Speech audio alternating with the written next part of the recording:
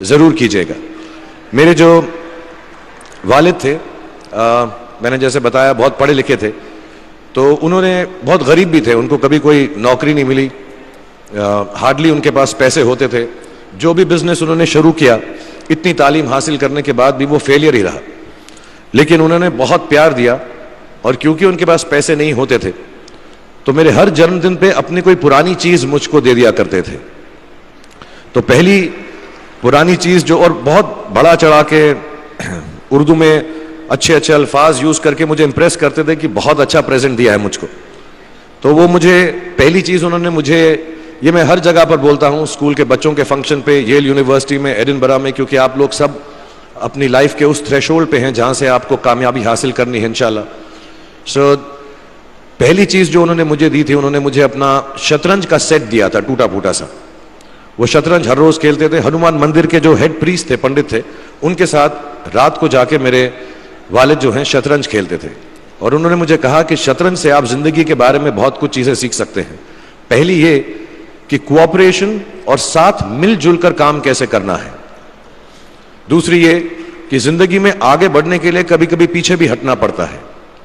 तीसरी ये कि जो छोटे लोग होते हैं, जो आप समझते हैं, कई लोग ऐसी बात मानते हैं, जो पॉन्स होते हैं, जो प्यादे होते हैं, उनकी सबसे ज्यादा इज्जत करना जिंदगी के अंदर। कोई भी इंसान छोटा नहीं होता, हमेशा हमेशा जिंदगी में काम आता है। और कामयाबी हासिल करने के लिए आखिरी बात शतरंज ये सिखाती है हमको कि कभी कभी जिस चीज से सबसे ज्यादा लगाव होता है, जैसे रानी से अमूमन हो जाता है, कभी कभी उसे भी सैक्रिफाइस करना पड़ता है आगे बढ़ने के लिए। दूसरी चीज जो उन्होंने मुझे दी, मेरे पास है वक्त, 2 मिनट बोल सकता हूं मैं, सॉरी।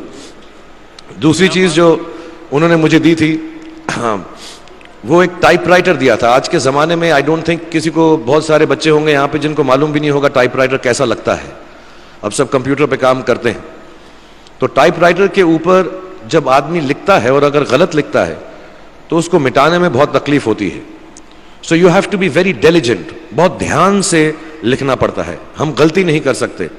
और टाइपेक्स यूज़ करते थे टाइप को निकालने के लिए, कभी उंगली फंस जाती थी उसकी कीज के बीच में, मगर बहुत मेहनत से, बहुत डिलिजेंस से काम करना पड़ता था।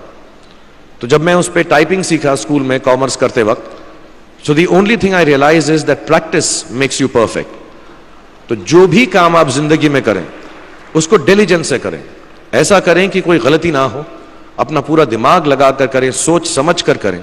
ऐसे करें कि ये काम जिंदगी में आपका पहला काम है और इसके बाद आपको मौका नहीं मिलेगा, और शायद ये काम आपका जिंदगी का आखिरी काम है, इसके बाद फिर मौका नहीं मिलेगा। So do it with that kind of diligence.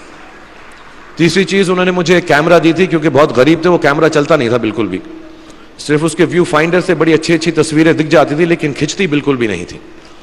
और इससे मुझे उन्होंने सीख दी कि जो हमारी क्रिएटिविटी होती है, हम जो भी, कभी कभी हमारी हॉबी होती है, कभी कभी हमारा उससे प्यार होता है, लेकिन हम उसको अपनी नौकरी नहीं बना सकते, अपना काम नहीं बना सकते। बहुत कम लोग ऐसे फॉर्चुनेट होते हैं जैसे मैं हूं कि जो मेरी हॉबी थी, जिस चीज से मुझे प्यार था, कलाकारी से, एक्टिंग से, वो मेरा पेशा भी बन गया।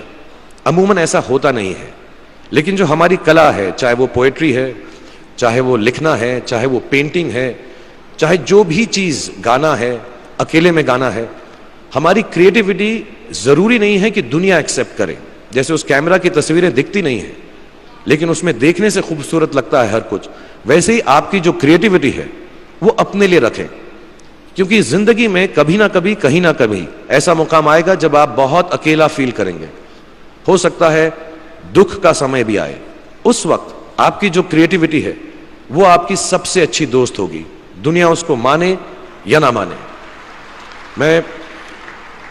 मैं बहुत खराब पोएट्री करता हूं, लेकिन जब भी दुखी होता हूं तो लिख लेता हूं। सराफ साहब से मैं अब सीखना भी चाहता हूं। मैं रेख्ता पे जाऊंगा, मुझे लगता है ये कमाल की साइट है, थोड़ी मैं शायरी वगैरह सीखूंगा।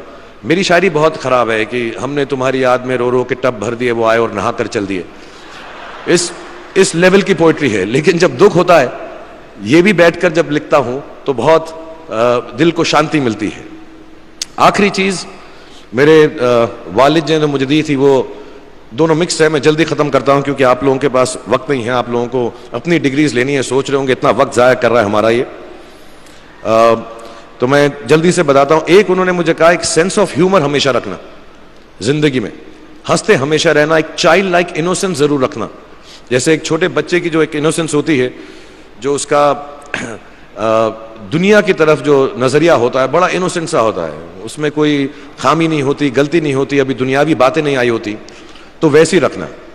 कई बार बचपन में मैंने जब बदतमीजी की या कोई गलत काम किया तो उन्होंने सेंस ऑफ ह्यूमर से मुझे बचाया। और जिंदगी भर अगर आप अपने ऊपर, अपने हाल पे, दुनिया पे, क्योंकि लोग आपसे हर कोई बात कहेंगे, अच्छी बात भी कहेंगे, बुरी बात भी कहेंगे, क्योंकि लोगों का काम है कहना। अगर आप उसको एक सेंस ऑफ ह्यूमर से देख सकेंगे तो जिंदगी जो है बहुत बेहतर रहेगी। And last not the least, what my father gave me, what my mother gave me and what your parents have given you, आपके जो पेरेंट्स हैं जो आपको दिया है, वो सबसे बड़ी गिफ्ट है, गिफ्ट ऑफ लाइफ। जिंदगी की जो जिंदगी एक खुद ही सबसे बड़ा तोहफा है हमारी जिंदगी, और उसको वैसे ही ट्रीट कीजिए। जिंदगी के अंदर जो भी मुकाम आए, जैसी भी चीजें हो, अच्छा हो बुरा हो, कभी अंधेरा हो कभी उजाला हो, हर चीज को रिस्पेक्ट कीजिए और जिंदगी में ग्रेस रखिए हर इंसान की तरफ। हर इंसान जो भी आपसे जो भी बात करेगा वो अपनी मुसीबत के हिसाब से करेगा, अपनी हैसियत के हिसाब से करेगा, कभी गलत बात भी बोलेगा, ऊंची बात भी बोलेगा। जब आप काम करेंगे, जब आप बड़ी बड़ी कंपनीज के अंदर नौकरी हासिल करेंगे, आपका हमेशा झगड़ा रहेगा, जो मेरा जूनियर है वो ऐसी बात करता है, मेरा सीनियर जो है ऐसी बात करता है। लेकिन सब जो हैं जिंदगी से जूझ रहे हैं, इस जिंदगी में कुछ बनने की कोशिश कर रहे हैं। सो वो ग्रेस जो है, वो लीवे जो है, हर किसी को दीजिएगा जो आपके साथी हैं, जो आपके साथ साथ काम कर रहे हैं, जो आपका साथ काम नहीं भी कर रहे और जो आपका साथ नहीं भी दे रहे।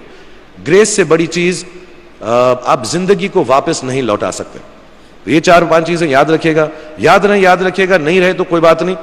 आप लोग बहुत कुछ अभी इस जगह पर इल्म हासिल कर चुके हैं और मुझे उम्मीद है और मुझे यकीन है कि आप जो भी करेंगे जिंदगी में बहुत कामयाब होंगे।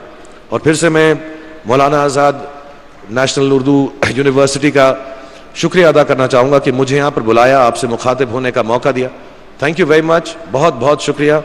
और आप, मुझे मालूम है कुछ टीचर्स जो होंगे यहाँ पर बैठे होंगे जो आपके फेवरेट नहीं भी हैं, जो बहुत स्ट्रिक्ट होंगे, डांटते भी होंगे आपको, उनको सबसे ज़्यादा याद रखिएगा जब आप इस यूनिवर्सिटी से बाहर जाएंगे, क्योंकि जो सबसे ज़्यादा टीचर आपसे स्ट्रिक्ट थे वो एक्चुअली सबसे ज़्यादा आपसे प्यार करते थे।